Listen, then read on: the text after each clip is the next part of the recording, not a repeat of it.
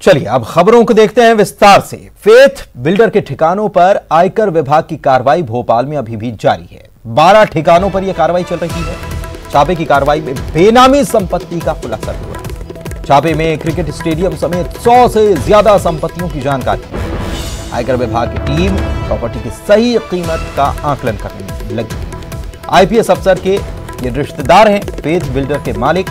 Faith builder के कारोबार में कई आला अफसरों और नेताओं का पैसा लगे होने की भी जानकारी सामने आई। 150 से ज्यादा आयकर विभाग के अफसर इस कार्रवाई में लगे हैं। सुबह से शुरू हुई कार्रवाई कल देर शाम तक जारी रही।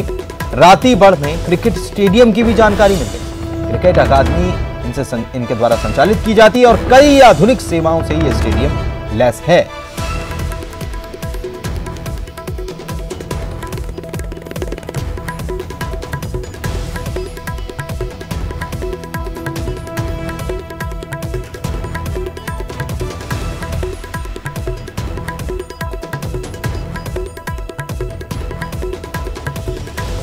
मनोज हमारे सहयोगी हमारे साथ लाइव जुड़ चुके हैं, उनसे जानकारी लेते हैं आज की कार्रवाई को लेकर, क्योंकि कल देर शाम तक तो ये मनोज कार्रवाई जारी थी। क्या क्या खुलासे हुए और आज भी क्या कार्रवाई शुरू कर दी गई? जी बिल्कुल, दूसरे दिन भी लगातार आईटी की कार्रवाई लगातार जारी है और पीयूष गुप्ता उस पर भी कल से लगातार कार्रवाई की जा रही है। चौक बाजार में कई दुकानें, कई प्रॉपर्टी का कामकाज है और 4 साल में करोड़ों की प्रॉपर्टी कमाई है और कई निवेश भी करे हैं। तो पीयूष गुप्ता अब दूसरा नाम सामने आया। इससे पहले राघवेंद्र सिंह तोमर के खिलाफ ये कार्रवाई की गई थी। हालांकि पूरे भोपाल में बताया जा रहा है कि करीब 20 ठिकानों पर ये छापेमार कार्रवाई कल से की गई थी और आज भी ये कार्रवाई जारी है। तमाम दस्तावेज फेथ जो बिल्डर है उसके ऑफिस से जब्त किए गए और 100 से ज़्यादा संपत्तियों की जानकारी अभी मिली और 1 करोड़ से ज़्यादा नगद जो है अभी तक बरामद किए गए। हालांकि बताया जा रहा है कि कई लॉकर्स भी खोले गए थे, उनमें भी कई दस्तावेज और कई नकदी और कई महत्वपूर्ण जानकारियां जो है आयकर विभाग की टीम को मिली है। दिल्ली से जो टीम आई थी उसकी संख्या भी सामने आई है। करीब 100 से ज़्यादा अधिकारी इस टीम में शामिल हो। लगातार छापेमार कार्रवाई जारी है और तमाम दस्तावेजों को खंगाला गया है। बताया जा रहा है कि कई इन्वेस्टमेंट के डॉक्यूमेंट्स मिले हैं, जिसमें कई ऐसे प्रोजेक्ट हैं जिसमें करोड़ों का निवेश किया गया है, चाहे वो मल्टी स्टोरी हो या फिर कोई दूसरी रहवासी कॉलोनी। इसके अलावा रातीबढ़ में 2 स्टेडियम की जानकारी और कई दस्तावेज उससे जुड़े हुए मिले हैं। अंतर्राष्ट्रीय स्तर के ये स्टेडियम बताए जा रहे हैं जिसमें करोड़ों का निवेश किया गया था। इसके साथ ही कई ज़मीनें ऐसी मिली हैं जो कि अभी किसी भी निवेश के लिए उसका इस्तेमाल नहीं किया गया है। पीयूष गुप्ता की बात करें तो चौक बाज़ार में कई इनकी दुकानें हैं। 4 साल से ये प्रॉपर्टी के काम में उतरे थे और लगातार ये उस काम को कर रहे थे और करोड़ों की जो निवेश है वो उन्होंने इस कारोबार में किया था। उनके बारे में भी लगातार जो जानकारी है, उनके जो ठिकाने हैं, जो उनके दूसरे भोपाल के ठिकाने, वहाँ पर भी लगातार दस्तावेजों को जब्त करने का काम किया जा रहा है। जो बैंक के लॉकर से जो अकाउंट्स हैं उनकी डिटेल खंगाली जा रही है और राघवेंद्र सिंह तोमर, क्योंकि अब कई जगहों पर उनके ठिकानों पर कार्रवाई की गई है तो वहाँ पर करोड़ों की बेनामी संपत्ति की खुलासे की संभावना है और यही कारण है कि इनकम टैक्स की जो टीम है वो काफ़ी बड़ी संख्या में आई थी और लगातार उसकी कार्रवाई जारी है और लगातार जो डिटेल है संपत्ति की वो जुटाई जा रही है और ये आकलन किया जा रहा है कि संपत्ति की आखिरकार कितनी कीमत होगी। लेकिन अभी तक जो संपत्ति का पता चला उसमें करीब 200 करोड़ का आकलन किया गया राघवेंद्र सिंह तोमर की प्रॉपर्टी का। लेकिन ये अभी कल तक की जानकारी थी, लेकिन आज भी बताया जा रहा है कि इनकम टैक्स की टीम आज भी लगातार कार्रवाई कर रही है। फेथ बिल्डर्स के ऑफिस में कर रही है। उनके राजधानी के दूसरे ठिकानों पर भी आयकर विभाग की टीम पहुंची थी, वहां पर भी लगातार कार्रवाई की जा रही है। तो करीब 20 ठिकाने राजधानी भोपाल में ऐसे हैं जहां पर कार्रवाई की जा रही है और बताया जा रहा है कि पीयूष गुप्ता जो कि 4 साल में बिल्डर बना था, उनके खिलाफ भी शिकायत थी तो उन पर भी और उनके दूसरे ठिकानों पर भी ये कार्रवाई की गई। आज दूसरे दिन भी ये लगातार कार्रवाई की जा रही है। तमाम डिटेल आयकर विभाग की टीम ने इकट्ठे किए थे और बताया जा रहा है कि करीब 6 महीने से लगातार ये जानकारी आयकर विभाग के पास जुटाई जा रही थी कि इनके पास कितनी प्रॉपर्टी हो सकती है।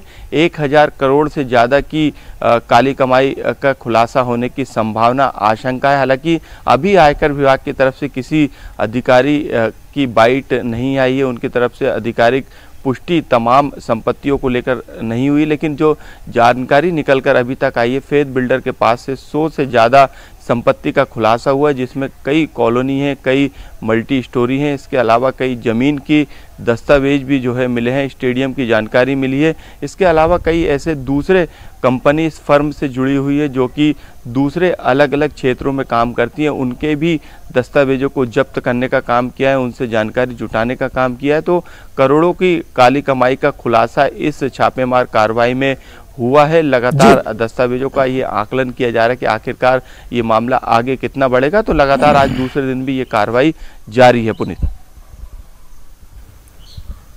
शुक्रिया मनोज आपका इस जानकारी के लिए। तो आप इस पर नज़र बनाए रखें, लगातार ये कार्रवाई चल रही है और फेथ बिल्डर के साथ साथ एक और जगह कार्रवाई चल रही है और काफ़ी बेनामी संपत्ति का खुलासा होने का अनुमान जताया जा रहा है।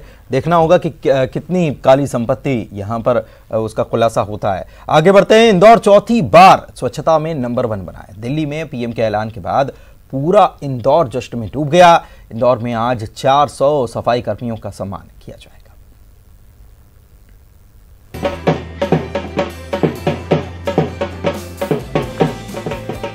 ढोल नगाड़ों की थाप पर थिरकते ये इंदौर के सांसद शंकर लालवानी हैं। सुबह जैसे ही स्वच्छता सर्वेक्षण के नतीजों ने इंदौर को पहले पायदान पर बैठाया तो पूरे शहर में जश्न मनने लगा। कोरोना संकट से जूझते शहर के लिए ये बड़ी खबर थी। दोपहर से शुरू हुआ जश्न देर रात तक चलता रहा। सांसद शंकर लालवानी ने अहिल्या प्रतिमा पर माल्यार्पण किया, साथ ही दीप भी जलाए हैं। आज शाम 4 बजे रविंद्र नाट्य गृह में 400 लोगों का सम्मान भी किया जाएगा। इस कार्यक्रम में सभी जोन के सफाई कर्मचारी पहुंचेंगे। सवेरे मैं घर से निकला हूं, जब वो सफाई कर रहे थे सड़क पे, मैंने उनके साथ बैठ के सड़क पे नाश्ता किया, उनको फूलों के गुलदस्तों से सम्मान किया। रेसिडेंसी कोठी पे हम जब थे तब उनसे मिले, उनका सम्मान किया, उनको मिठाई खिलाई। तो सफाई कर्मियों का तो आज दिन भर सम्मान कर रहे हैं।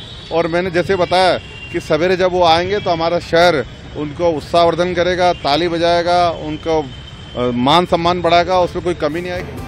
स्वच्छता सर्वेक्षण में इंदौर का चौका लगाने को लेकर राजनीति भी हो रही है। राजनीतिक श्रेय लेने को लेकर के हालांकि सियासत अपनी जगह है, लेकिन इंदौर वासियों के लिए खुशी का मौका भी है।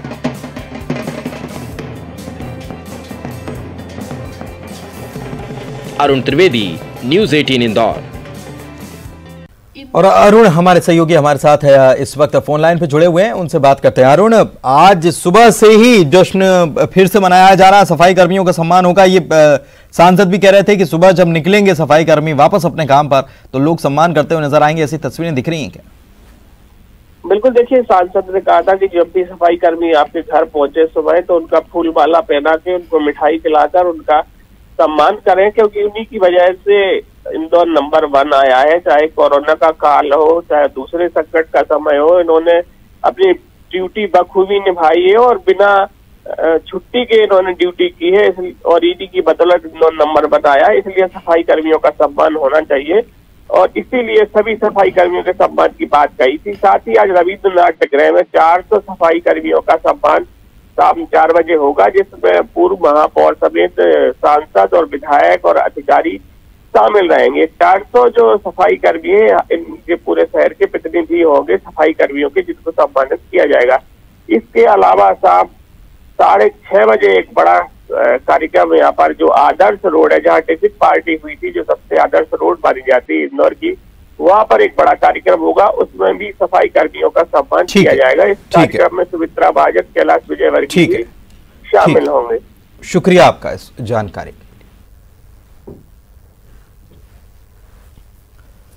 सीएम शिवराज सिंह चौहान ने मेट्रो प्रोजेक्ट को लेकर समीक्षा बैठक की और इसमें सीएम ने तय समय सीमा में परियोजना को पूरा करने के निर्देश दिए।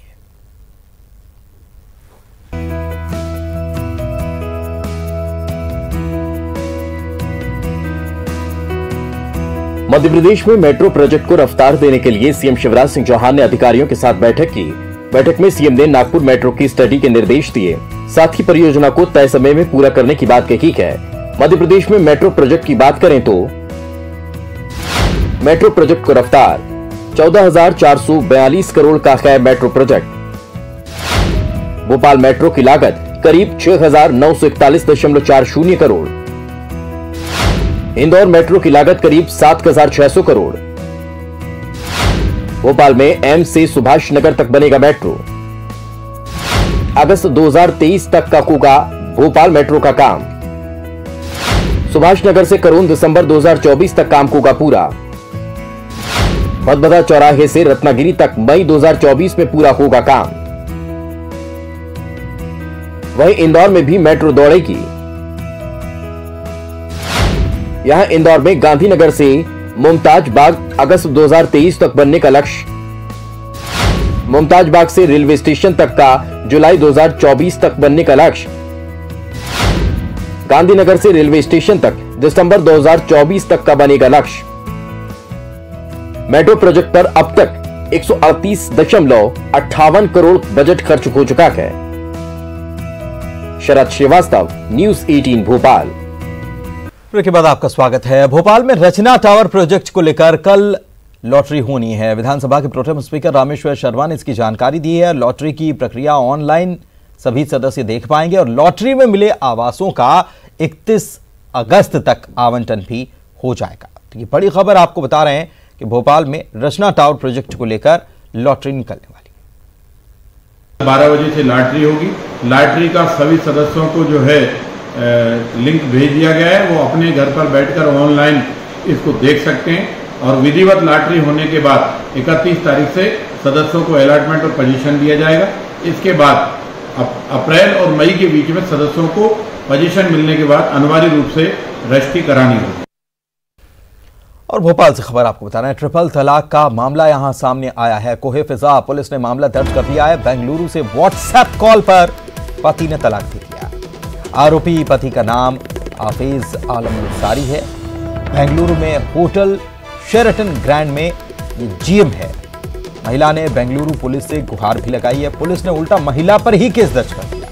शादी के 19 साल होने के बाद भी दहेज की मांग की गई। पीड़ित महिला को घर से बाहर निकाल दिया गया। 2 बच्चों को लेकर आरोपी बेंगलुरु से रवाना। जितेंद्र सहयोगी हमारे साथ जुड़े हुए हैं, उनसे बात करते हैं, पूरा मामला समझते हैं। जितेंद्र, क्या है मामला? देखिए पुलिस जब से ट्रिपल तलाक को लेकर कानून बनाया उसके बाद ये पहला मामला है भोपाल में, जब सोशल मीडिया के जरिए किसी महिला को तलाक दिया गया है। ये पूरा जो मामला बेंगलोर का है। बेंगलोर में महिला अपने पति के साथ रहती थी और उसके बाद शादी के 19 साल बाद जब ये लॉकडाउन में महिला भोपाल आ गई तो अब जो उनके हस्बैंड है उन्होंने व्हाट्सएप कॉलिंग के जरिए कॉल किया और उन्हें तलाक कहकर उन्हें छोड़ दिया। इस पूरे मामले को लेकर महिला कोहे फिजा थाने पहुंची और इस पूरे मामले की शिकायत दर्ज कराई, मामला दर्ज कराया। हालांकि जो उनके पति हैं वो अभी बेंगलोर में ही है। पुलिस यहाँ से जाती है, क्या कार्रवाई करती है देखने वाली बात है, मगर ये अपनी तरह का एक अनोखा मामला है जिसमें ये कोहे फिजा पुलिस अब जांच कर रही है। शुक्रिया आपका जानकारी के लिए।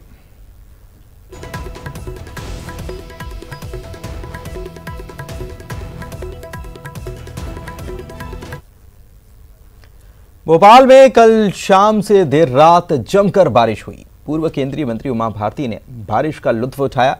बीजेपी नेता ने बारिश में भीगने की अपनी तस्वीर ट्वीट भी की और इस ट्वीट में उमा भारती ने लिखा कि हवा, पानी ये प्रकृति के महत्वपूर्ण अंग हैं। मैंने और बेटी नित्या ने बौछारों में स्नान करने का आनंद लिया और ईश्वर को धन्यवाद किया।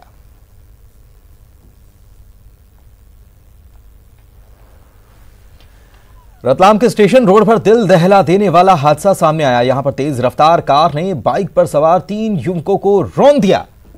एक युवक की मौके पर मौत हो गई जबकि 2 को इलाज के लिए अस्पताल में भर्ती करा दिया गया। घटना का सीसीटीवी फुटेज सामने आया है। आप देख सकते हैं कि बेकाबू कार किस तरह युवकों को रौंद कर निकल जाती है। देखिए तस्वीर। हालांकि कार चालक को लोगों ने कुछ दूर जाने पर पकड़ लिया और पुलिस के हवाले कर दिया। पुलिस मामले की जांच में जुटी पता चलेगा यार। अलीराजपुर जिला जेल में कोरोना ब्लास्ट सामने आया। जेल में 26 कैदी कोरोना पॉजिटिव मिले हैं। अब तक 84 कैदी कोरोना संक्रमित यहां पर हो चुके हैं। 26 कैदी जेल में पॉजिटिव रिपोर्ट आई है।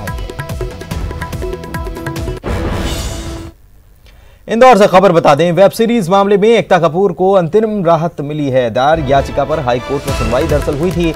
अश्लीलता को लेकर इंदौर के अन्नपूर्णा पुलिस ने एफआईआर दर्ज कर ली थी। एफआईआर को एकता कपूर ने हाईकोर्ट में चुनौती दी थी। 26 अगस्त को अब मामले पर अगली सुनवाई रखी।